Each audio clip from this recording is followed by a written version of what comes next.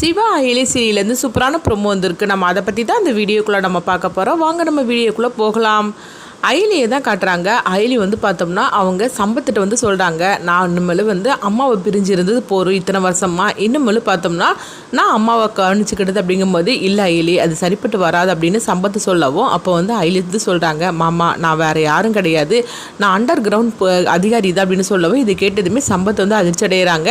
அது மட்டும் இல்லாமல் நானும் சிவாவும் அதே மாதிரிக்கு ஒரு போஸ்டிங்கில் தான் இருந்துக்கிட்டு இருக்கிறோம். இது எல்லாத்துக்கு காரணம் வர்மாவை நாங்கள் பிடிக்கிறதுக்காக தான். அது மட்டும் இல்லாமல் என்னுடைய அம்மாவோட ஆசையும் அதுதானே அப்படின்னு சொல்லவும், நாங்கள் 2 பேரும் கல்யாணம்லாம் பண்ணிக்கிடல, வர்மாவை கண்டுபிடிக்கிறதுக்காக தான் இந்த மாதிரிக்கு நாங்கள் நடிச்சிட்ருக்குறோம் அப்படின்னு எல்லா உண்மையும் போட்டு சம்பத்திட்ட உடச்சிடவும். அப்போ இது கேட்டதுமே சம்பத்து சொல்கிறாங்க,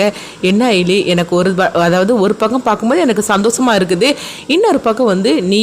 எப்படியோ சிவாவை கல்யாணம் பண்ணி செட்டில் ஆகிட்டேன்னு சொல்லி நினச்சேன், ஆனால் கடைசியில் இந்த மாதிரிக்கு நடந்து போச்சுது அப்படின்னு சொல்லவும், என்ன மாமா பேசிகிட்டு இருக்கிறீங்க, என்ன இருந்தாலும் சரி தான் எங்கள் அம்மாவை அதாவது ஊர் உலகத்துக்கு எங்கள் அம்மா மேலே எந்த தப்புமே இல்லைன்னு சொல்லிட்டு நிரூபிக்க வேண்டாமா, அதுதான் நான் என்னுடைய கடமையாக நினச்சிட்டு இருக்கேனே தவிர எனக்கு இப்போதைக்கு எனக்கு கல்யாண ஆசையெல்லாம் எனக்கு கிடையாது மாமா. அது மட்டும் இல்லாமல் இப்போ எங்கள் அம்மாவும் எனக்கு கிடைச்சிட்டாங்க, இதுக்கு மேலே எனக்கு என்ன சந்தோஷம் இருக்குது அப்படிங்கும்போது, நீ சொல்கிறதுலாம் சரிதான் அயலி, ஆனாலும் ஒரு அப்பா ஸ்தானத்தில் நான் நினைக்கிறேன் உன்னையே, அதனால உனக்கு நல்ல மாதிரிக்கு கல்யாணம் பண்ணி வைக்கணும்னு சொல்லி நினைக்கிறேன். அது மட்டும் இல்லாமல் சிவா தம்பியும் ரொம்ப நல்லவராக இருக்கிறாரு அப்படின்னு சொல்லவும், அப்போ உடனே அயலி சொல்கிறாங்க, மாமா இப்போ நான் அதை பற்றிலாம் எந்த நினப்பும் கிடையாது, அது மட்டும் இல்லாமல் அம்மாவை நானே கூட வச்சு கவனிச்சுக்கணும்னு சொல்லி முடிவு எடுத்துட்டேன், அதுக்குள்ளே எல்லா ஏற்பாடும் பண்ணிட்டு நான் வாரேன் மாமா அப்படின்னு அயலி சொல்லிடுறோம். அடுத்தது இந்த விஷயத்த சிவா கிட்ட தெரியப்படுத்தவும் சிவாவும் சந்தோஷப்பட்டு இருக்கிறாங்க. அடுத்ததாக பார்த்தோம்னா அயலி தன்னுடைய அம்மாவை தான் கூட வச்சுக்கணும்னு சொல்லிட்டு அவங்க தனியாக ஒரு வீடெல்லாம் பார்த்து எல்லாமே ரெடி பண்ணிட்டு இருக்கவும், அப்போ அயலி சிவாவை கூப்பிட்றாங்க. சிவா என்ன நீங்கள் இங்கே உட்காந்துருக்கிறீங்க, வாங்க நம்ம போகலாம் அப்படிங்கும்போது, எங்கே அயலி அப்படின்னு சொல்லி கேட்கும்போது, என்ன சிவா இந்த மாதிரிக்கு ஒன்றுமே தெரியாத மாதிரிக்கு பேசிகிட்டு இருக்கிறீங்க, அம்மாவை கூட்டிகிட்டு வர்றதுக்காக தான் அப்படிங்கவும், அப்படியா சரி நீயே போ அப்படின்னு சிவா சொல்லும் போது, அப்போ உடனே அயலி பார்க்குறாங்க, என்ன சிவா அம்மாவை அழைச்சிட்டு வரணும்னு சொல்லிட்டு இருக்கிறேன், நீங்கள் கொஞ்சம் கூட எந்தவித சந்தோஷமும் இல்லாமல் இப்படி சோகத்தோடு உட்காந்துருக்கிறீங்களே, என்ன ஆச்சு உங்களுக்கு அப்படின்னு சொல்லிட்டு இருக்கவும், ஆமாம் நீ இப்போ தானே என்னை கூப்பிடுறேன், இதுக்கு முன்னாடி என்னை கூப்பிடவே இல்லையே, அது மட்டும் இல்லாமல் நான் என்ன உரிமையோட உங்கள் அம்மாவை பார்க்குறதுக்கு நான் வரட்டும் அப்படின்னு சொல்லவும், இது கிட்டதுமே அயலி சிவாவே பார்த்துட்டு இருக்கிறாங்க. என்ன சிவா நீங்கள் சொல்கிறீங்க அப்படிங்கும்போது, ஒன்றும் இல்லை நான் கேட்டதுக்கு நீ எந்த முடிவுமே சொல்லாமல் இருக்கிறீ அப்படிங்கும்போது, உடனே அயலி சொல்லிட்டு இருக்கிறாங்க, இப்போ எனக்கு எங்கள் அம்மா கிடச்சிட்டாங்க, அது மட்டும் இல்லாமல் எங்கள் அம்மா எந்த தப்புமே பண்ணாத ஒரு நிரபராதி அப்படின்னு சொல்லிட்டு நான் ஊர் உலகத்துக்கு நான் நிரூபிக்கணும், அந்த வர்மாவை கைது பண்ணணும், அவனுக்கு ஒரு முடிவு கட்டணும், அதுதான் என்னுடைய லட்சியம்னு உங்களுக்கு நல்லாவே தெரியும்ல, அதுக்கப்புறம் தான் என்னுடைய வாழ்க்கையை பற்றியே நான் நினச்சி பார்க்கணும் அப்படின்னு சொல்லவும், நீங்கள் என் கூட இப்போ வாங்க அப்படின்னு சொல்லும் போது, உடனே சிவாவும் அவங்க நினைக்கிறாங்க அயலி சொல்கிறது எல்லாமே உண்மைதான், ஆனாலும் அவளை இதுக்கு மேலே நம்ம வற்புறுத்த முடியாது அப்படின்னு சொல்லிட்டு சிவாவும் அயலி கூட போகிறாங்க. அடுத்ததாக பார்த்தோம்னா ஒரு வீடை எல்லாமே ரெடி பண்ணி வைக்கவும், அப்போ உங்கள் கூட உள்ளவங்க சொல்கிறாங்க, மேடம் நீங்கள் சொன்ன மாதிரிக்கு எல்லாமே ரெடி பண்ணி வச்சாச்சு அப்படின்னு சொல்லிட்டு இருக்கவும், உடனே அயலி பார்க்குறாங்க வீட்டில் எல்லாமே சரியாக இருக்குது அப்படின்னு சொல்லி பார்த்துட்டு இருக்கும்போது, இப்போ சிவா சொல்கிறாங்க, அயலி என்ன இருந்தாலும் சரி தான் உங்கள் அம்மா கிடைச்ச விஷயத்த நீ விஜயகுமார் சாருக்கிட்ட நீ சொல்ல வேண்டாமா அப்படிங்கும்போது, பையலி சொல்கிறாங்க, இப்போதைக்கு அம்மா உயிரோட இருக்கிற விஷயம் யாருக்குமே தெரியக்கூடாது, ஏன்னா அப்படி தெரிஞ்சிச்சுன்னா இத்தனை நாள் எங்கள் அம்மாவை எங்கள் மாமா இவ்வளோ நாள் பாதுகாப்பாக வச்சுருந்ததுக்கு எந்த அர்த்தமும் இல்லாமல் போயிடும், வர்மாவை எப்போ கைது பண்ணுறாங்களோ அப்போ தான் வெளி உலகத்துக்கு எங்கள் அம்மா யாருன்னு சொல்லிட்டு நான் ஆதாரத்தோடு நான் அவங்கள வெளியே கொண்டுட்டு வருவேன், அது வரைக்கும் யாருக்குமே இந்த விஷயம் தெரியக்கூடாது விஜயகுமார் சார் உட்பட, ஏன்னா யாருக்காவது தெரிஞ்சிச்சு வர்மாவனால் அம்மாவோட உயிருக்கு ஆபத்தாயிரும், அதனால இந்த விஷயம் இப்போதைக்கு வெளியே விடக்கூடாது, அப்புறமா எங்கள் மாமா இத்தனை நாள் எங்கள் அம்மாவை பாதுகாப்பாக வச்சுருந்ததுக்கு அர்த்தமே இல்லாமல் போயிடும், அது மட்டும் இல்லை எங்கள் அம்மாவுக்கு பழசு எதுவுமே ஞாபகத்துகள் இல்லாமல் இருக்கிறாங்க, அதை ஃபஸ்ட்டு சரி பண்ணணும், இது எல்லாத்துக்கும் நம்ம ஒரு நல்ல ட்ரீட்மெண்ட்டை நம்ம ஆரம்பிக்கணும் அப்படின்னு சொல்லிட்டு எல்லாத்தையும் அயலி சொல்லிட்டு இருக்கோம். இப்போ சிவாவுக்கும் அயலி சொல்கிறது கரெக்டு தான், ஆனாலும்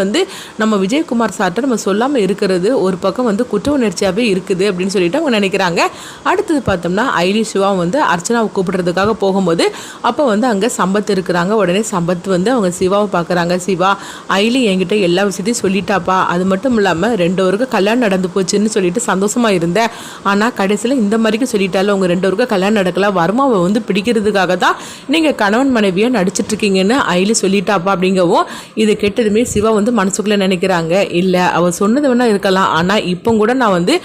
அயலியை நான் விரும்பி விரும்பிட்டு தான் இருக்கிறேன், அவளை கல்யாணம் பண்ணதுக்கு நான் தயாராக இருக்கிறேன், ஆனால் அயலி தான் பிடி கொடுக்காமல் இருந்துட்டு இருக்கா அப்படின்னு சொல்லிட்டு சிவா வந்து மனசுக்குள்ளே நினைக்கவும் உடனே வந்து அடுத்தது அயலி வந்து சிவா அப்படின்னு சொல்லி கூப்பிடும்போது உடனே சிவாவும் வராங்க. வாங்க அம்மாவை பாருங்க அப்படின்னு சொல்லிட்டு அவங்க கூட்டிகிட்டு போகவும் அப்போ சிவா வந்து அவங்க அயலியோட அம்மாவை பார்க்குறாங்க. பார்த்ததுமே அவங்க கண்கலங்கி அப்படி கண்ணீரை வந்து தொடச்சிட்டு இருக்கும்போது உடனே அவங்க அயலி என்னாச்சு சிவா அப்படிங்கும்போது அதெல்லாம் ஒன்றும் இல்லை, அவங்கள இத்தனை வருஷமாக வந்து அதாவது அவங்க இல்லைன்னு நினச்சிட்டு இருந்தோம், இப்போ அவங்கள பார்த்ததுமே வந்து என் அம்மாவோட ஞாபகம் எனக்கு வந்துடுச்சுது அப்படின்னு சொல்லிட்டு இருக்கவும் உடனே வந்து அயலி வந்து அவங்க பார்க்குறாங்க. அதாவது சிவாவுக்குள்ள எவ்வளோ தூரம் வருத்தம் இருக்குன்னு எனக்கு தெரியும், ஆனால் என்ன பண்ணுறதுக்கு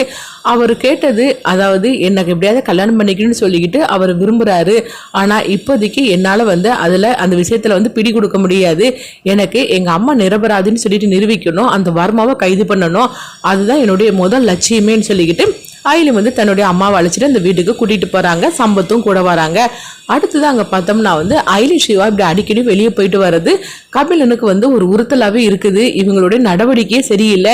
ஏதோ ஒரு தப்பு நடக்கிற மாதிரிக்கே இருக்குதுன்னு சொல்லிட்டு இருக்கும்போது அப்போ வந்து வர்மா வந்து கபிலனுக்கு ஃபோன் பண்ணுறாங்க. என்ன கபிலா, என்கிட்ட இருந்து உங்கள் அம்மாவையும் உன் பொண்டாட்டியும் வந்து அந்த சிவா காப்பாற்றினால நீ ரொம்ப சந்தோஷப்பட்டுட்டு இருக்கிறியா அப்படின்னு சொல்லிட்டு இருக்கவும் உடனே கபிலன் வந்து சொல்கிறாங்க, என்ன இருந்தாலும் சரிதான், நான் உங்ககிட்ட எவ்வளோ தூரம் நான் கெஞ்சினேன், ஆனால் கடைசியில் அந்த சிவா வந்து எங்கள் அம்மாவையும் என்னுடைய மனைவியை காப்பாற்றுற ஒரு நிலைமையை கொண்டு வந்துட்டியே, அவங்கள என்னுடைய விரோதியா பரம விரோதியா நான் நினச்சிக்கிட்டு இருக்கிறேன், ஆனால் அவங்களால வச்சே அதாவது இவங்க ரெண்டு பேரையும் காப்பாற்றுற மாதிரிக்கு ஒரு நிலைமை நீ கொண்டுட்டு வந்துட்டேல அப்படின்னு சொல்லிக்கிட்டு வர்மாவிட்ட வந்து ரொம்பவே கோபத்தோட கபிலன் இருக்கும்போது உடனே வந்து வர்மா வந்து சொல்கிறாங்க, அங்கே பாரு கபிலா, உன்னை நம்பி இருந்ததுக்கு நீ எவ்வளோ பெரிய தப்பு பண்ணியிருக்க தெரியுமா, அந்த டாக்குமெண்ட் இப்போ எல்லாமே வந்து அவங்க கைக்கு போயிருக்குது, இதனால என்னுடைய அத்தியாயமே முடிய போகுது அப்படின்னு சொல்லிட்டு இருக்கவும், ஆனால் இதுக்கு காரணமானவங்கள சும்மா விட மாட்டேன், ஒன்னையும் சேர்த்துது அப்படின்னு சொல்லிட்டு இருக்கும்போது இதை கிட்டதுமே வந்து கபிலன் வந்து சொல்கிறாங்க, என்ன வர்மா சொல்லிட்டு இருக்கிறேன், நான் தான் சொன்னோம்ல அந்த டாக்குமெண்ட் எடுக்கிறதுக்காக தான் நான் கூட இருந்து இவ்வளோ தூரம் கஷ்டப்பட்டேன், ஆனால் கடைசியில்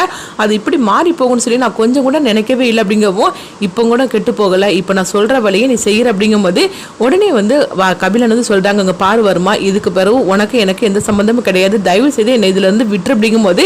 அது எப்படிடா உன்னை விட முடியும், என்னோட உயிருக்கே நான் ஆபத்தான நிலைமையில இருந்துட்டு இருக்கிறேன், அப்படி இருக்கும்போது ஒன்றை வச்சு தானே நான் வந்து என்னோட உயிரை நான் காப்பாற்றிக்கணும் அப்படிங்கும்போது என்ன உழையிட்டு இருக்கிறேன், அதுதான் அந்த டாக்குமெண்ட்டை அவங்க கைக்கு போயிடுச்சுது, இதுக்கு மேலே என்னால் எதை செய்ய முடியும், ஒன்றும் செய்ய முடியாது அப்படின்னு சொல்லிட்டு அவங்க கபிலன் வந்து கைமுறிக்கவும் அப்போ வந்து சொல்கிறாங்க, இல்லை எனக்கு வந்து நீ முக்கியமான ஒரு வேலையை செஞ்சு கொடுக்கணும் அப்படின்னு சொல்லிட்டு இருக்கும்போது தயவு செய்து என்னை விட்டுரு அப்படிங்கிறாங்க. ஆனாலும் வந்து வர்மா வந்து சொல்லியிருந்தாங்க, இதுக்கு மேலே வந்து அதாவது உன் குடும்பத்தை என்கிட்ட இருந்து காப்பாற்றணும், நான் சொல்கிற வழி நீ செஞ்சாகணும், ஒரு தடவை வேணால் அவங்க வந்து தப்பிச்சிருக்கலாம், ஆனால் இதே மாதிரிக்கு தப்பிப்பாங்கன்னு சொல்லிட்டு நான் வந்து சொல்ல முடியாது, என்னை பற்றி உனக்கு தெரியும்ல அப்படிங்கவும் இப்போ நான் என்ன தான் செய்யணும், என் குடும்பத்தை நீ எதுவும் செஞ்சிடாத அப்படிங்கவும் அடுத்தது பார்த்தோம்னா வர்மா வந்து ஒரு ஸ்கெட்ச் போட்டு கொடுக்குறாங்க.